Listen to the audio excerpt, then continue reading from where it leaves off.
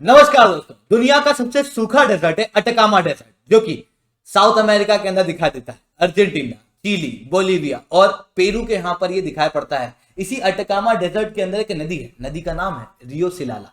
रियो सिलाला जो है वो चिली और बोलीविया की बॉर्डर को क्रॉस करती है। और ये जो नदी है, आप ऑब्वियसली समझ पा रहे होंगे कि ये अटकामा डेजर्ट के अंदर, इसका मतलब ये नदी बहुत बड़ी नहीं होगी, ये नदी छोटी सी एक स्ट्रीम है। पर इस नदी के ऊपर भी चिली और बोलीविया के बीच में वाटर डिस्प्यूट है। चिली का कहना यह है कि क्योंकि एक नदी है, इस कारण से इसके ऊपर कॉपरेशन होना चाहिए बोलीविया और चिली के बीच में। और क्योंकि ये नदी बोलीविया से आती है तो कई बार बोलीविया जो है वो उसके पानी को रोक लेता है। चिली नहीं चाहता कि इस तरीके की चीजें हों। वहीं बोलीविया कहता है कि इसके ऊपर कोई इंटरनेशनल लॉ नहीं लगेगा क्योंकि ये नदी नहीं है। बोलीविया इसे नदी नहीं मानता। बोलीविया कहता है कि ये नदी नहीं है, बल्कि ये कुछ स्ट्रीम का एक मिला जुला भाग है जो नदी के रूप में दिखाई देता है, पर ये नदी नहीं है क्योंकि कभी समुद्र के अंदर जाके मिलती नहीं। इस कारण से बोलीविया जो कहता है, ये कहता है कि हम लोग इसके ऊपर कोई कॉपरेशन नहीं करेंगे और हम लोग वाटर को होल्ड करेंगे। 2016 के अंदर चिली ने इसके ऊपर केस भी दायर किया था इंटरनेशनल कोर्ट ऑफ आर्बिट्रेशन हैग के अंदर।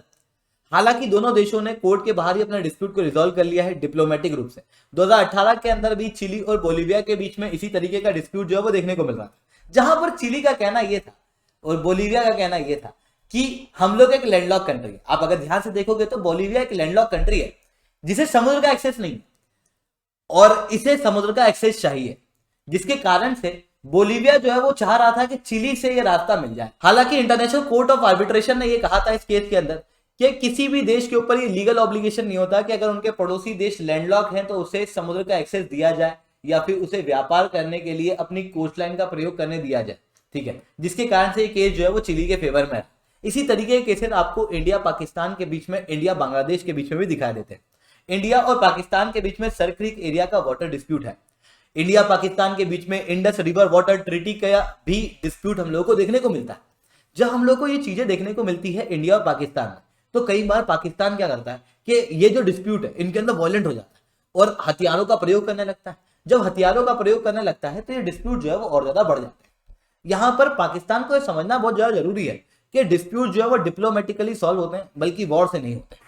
इसी तरीके के डिस्प्यूट बांग्लादेश के साथ में भी भारत के हैं, जैसे गंगा रिवर वाटर शेयरिंग को लेके कई सारी बातचीत जो है वो दोनों देशों के बीच में होती है, पर अभी तक सॉल्व नहीं हुई है। बांग्लादेश और भारत के बीच में लगभग 54 नदियां हैं जो आपस में शेयर होती हैं। इवन भारत के डिस्प्यूट केवल बाहर वाले देशों से नहीं, बल्कि भारत के अंदर भी कई सारे राज्यों के बीच में रिवर वाटर शेयरिंग को लेकर डिस्प्यूट देखने को मिलते हैं। जैसे कि रावी ब्यास का डिस्प्यूट दिखाई देता है, नर्मदा का, कृष्णा का, वसुंधरा का, कावेरी, गोदावरी, महानदी, महाद्री, पेरियार, इन सारी नदियों के डिस्प्यूट हम लोगों को भारत के अंदर भी दिखा देते हैं। तो आप लोगों के मन में सवाल ये आता होगा कि यार ये वाटर डिस्प्यूट आजकल इतने बढ़ क्यों रहे हैं, मतलब what are the reason behind all this dispute. इन सारी चीजों को हम लोग समझेंगे, बट उसके पहले आप लोग मेरे साथ में एसआरसी 10 टेलीग्राम ग्रुप के ऊपर जुड़ सकते हो। इस क्लास की पीडीएफ आपको हमें मिल जाएगी। इसके अलावा दोस्तों, रोज सुबह 8 बजे द हिंदू एनालिसिस की क्लास मेरे द्वारा पाथफाइंडर चैनल के ऊपर ली जाती है, आप वहां पर ही मेरे साथ में जुड़ सकते हैं। तो चलिए दोस्तों शुरू करते हैं। देखो, सबसे बड़ा कारण है ये inter state river water dispute का वाटर स्कैर्सिटी, यानी कि पानी की कमी। ये पानी की कमी हम लोगों को विश्व के अंदर आज देखने को मिल रही है और आने वाले समय में ये और भी ज्यादा बढ़ जाएगी। अब आप कहोगे कि सर पूरी धरती तो पानी से भरी हुई है, चारों तरफ तो पानी है। बिल्कुल सही बात है, पर इन सारे पानी का प्रयोग इंसान नहीं कर सकता। इंसान को चाहिए फ्रेश वाटर, और धरती के ऊपर टोटल जो पानी है उसका केवल 3% पानी ही फ्रेश वाटर के फॉर्म में, जिसे भी हम लोग इरिगेशन के अंदर यूज करते हैं, जिसके कारण से ये काफी ज्यादा एक्सप्लॉइट होता है। ग्राउंड वाटर का काफी प्रयोग करते हैं तो ग्राउंड वाटर का ओवर एक्सप्लॉइटेशन होता है। पॉपुलेशन लगातार बढ़ रही है, पॉपुलेशन के बढ़ने के कारण पानी की रिक्वायरमेंट बढ़ रही है। पीने के लिए पानी चाहिए, नहाने के लिए पानी चाहिए और हर चीज में पानी चाहिए। इवन खाना उगाने के लिए भी पानी की आवश्यकता लगती है इरिगेशन के अंदर। तो इस कारण से पानी के ऊपर बर्डन जो है वो बढ़ रहा है, क्योंकि आबादी बढ़ रही है, पानी उतना के उतना है। इस कारण से वाटर स्कैर्सिटी बढ़ती हुई दिखाई दे रही है। एक बड़ा कारण इंडस्ट्रियलाइजेशन भी है। जिस तरीके से शहरीकरण और साथ में उद्योगीकरण हो, इस उद्योगीकरण के अंदर क्या हो रहा है कि मशीनों के अंदर जो केमिकल बन रहे हैं वो केमिकल कई बार डाल दिए जाते हैं नदियों के अंदर, और जब नदियों के अंदर डाले जाते हैं तो पानी पॉल्यूट हो जाता है। तो जो लिमिटेड पानी हम लोगों के पास में है वो भी पॉल्यूटेड रहता है, और वो पॉल्यूटेड पानी जो है वो इंसान कंज्यूम नहीं कर सकता। इतना ही नहीं, एक बड़ा कारण अर्बनाइजेशन भी है। अगर आपने शहरों के अंदर देखा होगा तो पहले कई सारे तालाब हुआ करते थे। इवन कई सारे अर्बन फ्लडिंग का कारण भी यही बताया जाता है कि आजकल क्या किया जा रहा है, तालाब को बंद कर दिया जा रहा है और उनके ऊपर शहर बना दिए जा रहे हैं, उनके ऊपर घर बना दिए जा रहे हैं। जैसे रिसेंटली अभी बेंगलोर के अंदर बाढ़ आई थी, उसका एक बड़ा कारण ये बताया गया था कि जो सरफेस वाटर है उसे हम लोगों ने ढक दिया, उसे हम लोगों ने खत्म कर दिया और धीरे धीरे करके अर्बनाइजेशन एक वाटर का बड़ा स्कैर्सिटी का कारण बनता चला जा रहा है। ठीक है, तो ये सारे कारण वाटर स्कैर्सिटी के हम लोगों को दिखाई देते हैं। अब जो वाटर स्कैर्सिटी के कारण है, इनकी वजह से इंपैक्ट क्या पड़ता है हम लोगों के ऊपर, एक इंसान के ऊपर सबसे ज्यादा इंपैक्ट पड़ता है वुमन और चाइल्ड के ऊपर, सोशल कारण, जिसके अंदर वुमन और चाइल्ड के ऊपर सबसे ज्यादा इंपैक्ट पड़ता है पानी की स्कैर्सिटी का, पानी की कमी का।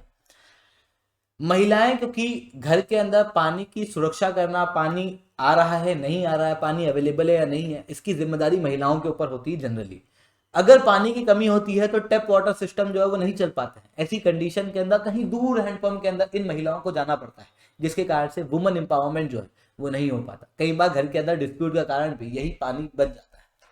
इवन वॉश यानी कि सैनिटेशन वगैरह, हाइजीन, इसको मेंटेन करने के लिए भी पानी की आवश्यकता है, पर वही पानी हम लोगों को नहीं मिल पाता, जिसके कारण से हाइजीन मेंटेन नहीं हो पाती, बीमारियां बढ़ती हैं। इवन पानी की कमी की वजह से इकोनॉमिकल लॉस होता है। ह्यूमन का डेवलपमेंट करना है तो साफ पानी देना जरूरी है, तो हेल्थ के इश्यूज तो आते ही हैं, पर इकोनॉमी के अंदर, इंडस्ट्री के अंदर भी हम लोगों को कई बार साफ पानी की आवश्यकता लगती है कुछ मशीनों को चलाने के लिए, पर वो साफ पानी जब अवेलेबल नहीं होता है तो उसकी वजह से जीडीपी के अंदर एक बड़ा नुकसान दिखाई देता है।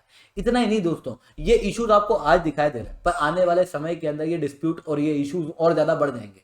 इवन दो राज्यों के बीच में, दो देशों के बीच में inter state river water dispute इस पानी की स्कैर्सिटी से और ज्यादा ग्रेव होते हुए दिखाई देंगे। इसके पीछे एक बड़ा कारण है क्लाइमेट चेंज, क्योंकि आने वाले समय में क्लाइमेट चेंज होने वाला है।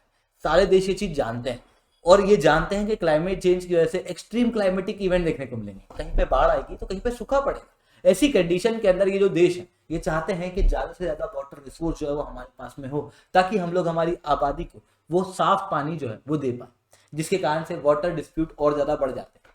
आने वाले समय में आबादी और ज्यादा बढ़ने वाली है। वर्ल्ड पॉपुलेशन प्रोस्पेक्ट की एक रिपोर्ट बताती है कि भारत जो है वो 2023 तक विश्व का सबसे बड़ा आबादी वाला देश हो जाएगा और विश्व की आबादी ऑलरेडी 8 बिलियन जो है वो क्रॉस कर चुकी है, जिसके कारण से आबादी के बहुत ज्यादा बढ़ने की वजह से आने वाले समय में इनके लिए फूड भी चाहिए होगा, पानी भी चाहिए होगा। फूड चाहिए तो फूड उगाने के लिए भी हम लोगों को क्या चाहिए, पानी चाहिए। जब हम लोगों को फूड उगाने के लिए पानी चाहिए तो हम लोगों को पानी क्या करना पड़ेगा, रिसोर्स को होल्ड करना पड़ेगा। इस कारण से दूसरे दूसरे देश जो है वो इसके लिए लड़ेंगे कि हम लोगों को पानी चाहिए, ठीक है, जिसके कारण से inter state river water dispute, inter country river water dispute जो है वो देखने को मिलेंगे। तो ये सारे कारण है इंटर स्टेट और inter country river water dispute के। तो दोस्तों आप लोगों को लेक्चर कैसा लगा एक बार लाइक करो, और अगर आपको लेक्चर बहुत अच्छा लगा तो SRC10 कमेंट करो। अभी अनअकैडमी के ऊपर अच्छे ऑफर चल रहे हैं, जहां पर अगर आप लोग सब्सक्रिप्शन लेने के दौरान में कोड यूज करोगे SRC10 तो आप लोगों को मेरे द्वारा पर्सनली 1-on-1 मेंटरशिप मिलेगी। इतना ही नहीं, आपको इंडिया के टॉप एजुकेटर से पढ़ने का मौका मिलेगा। तो जाओ दोस्तों, सब्सक्राइब करो, कोड यूज करो SRC10, जिसके बाद में मैं शुभेंद्र सिंह चौहान आप लोगों को 1-on-1 मेंटरशिप दूंगा। तो दोस्तों आज के लिए इतना ही। That's all from my side. जय हिंद, जय भारत।